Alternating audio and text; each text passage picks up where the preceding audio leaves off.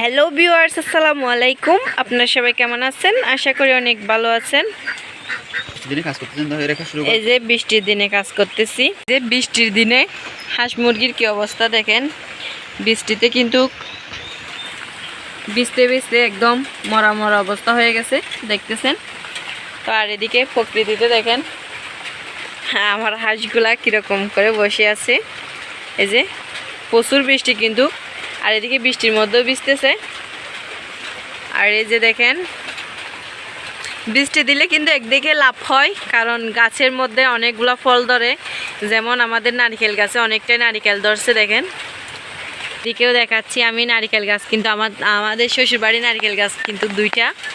এই যে দেখেন অনেকগুলা, প্রচুর বৃষ্টিতে ভিজে ভিজে কি ভিডিও করব। একটা বাড়িতে কিন্তু একটা ছাতাও নাই, দোকানে সব ছাতাগুলো নিয়ে গেছে।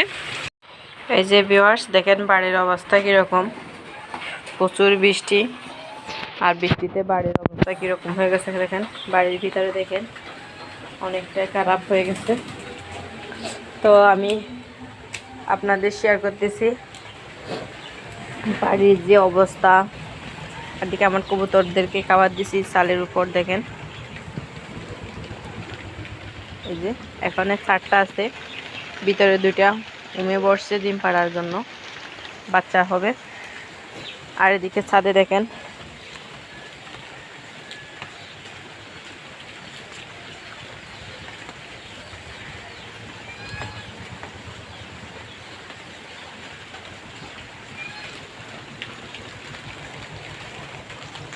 এই যে লেবু, অনেকগুলা লেবু ধরছে। এদিকে নারিকেল।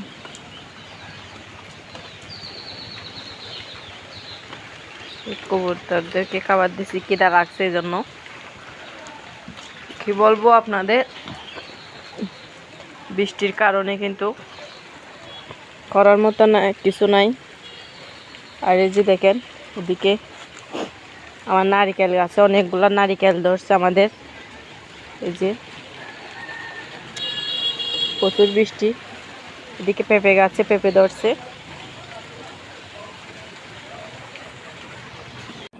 হে ভিউয়ার্স, এখন চলে আসছি রান্নাঘরে নুডলস তৈরি করতে।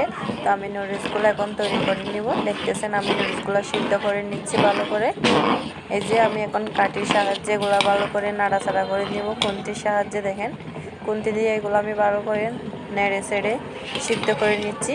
দেখতেছেন এপিট ওপিট উল্টে দিচ্ছি। তো আমি ভালো করে এগুলো সিদ্ধ করে নিব। তো আজকে ভিডিওটা আপনাদের অনেকটাই সুন্দর লাগবে হয়তো। আজকে অনেক কিছু শেয়ার করলাম বৃষ্টির দিনে। তো বাড়িতে বসে বসে কি করব, আর নুডলসটা তৈরি করে খাচ্ছি বিকালবেলা খাওয়ার জন্য।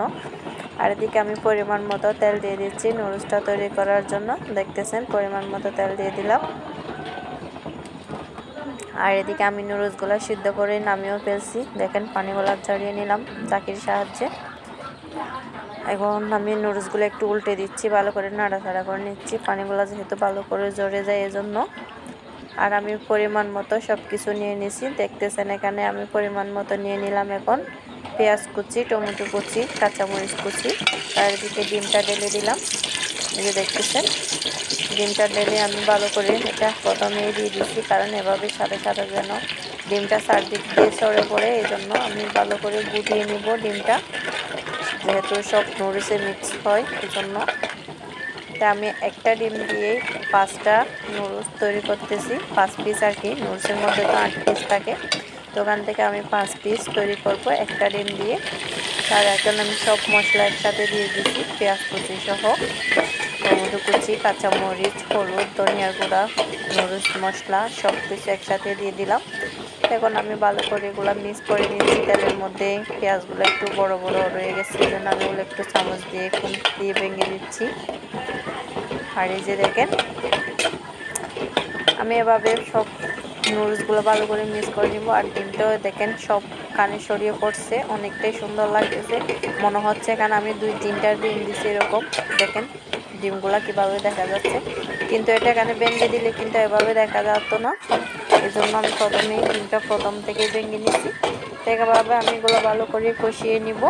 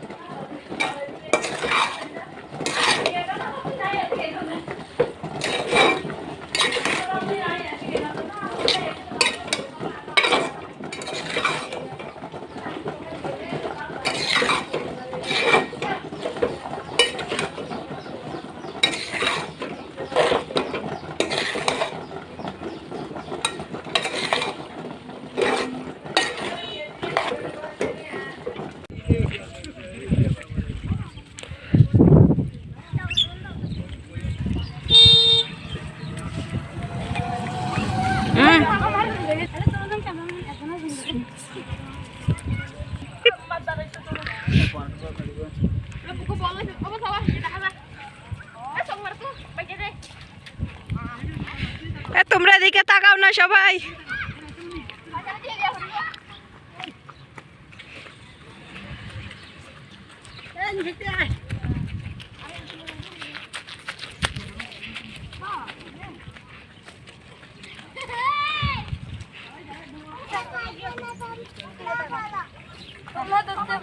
তোমরা বলো